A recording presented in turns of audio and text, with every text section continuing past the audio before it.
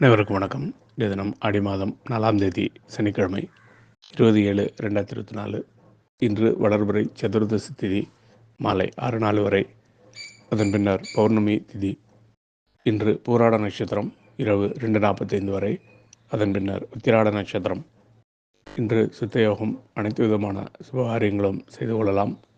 இன்று நாள் முழுவதும் ரிஷபராசிக்கு சந்திராஷ்டமம். நன்றி, வணக்கம்.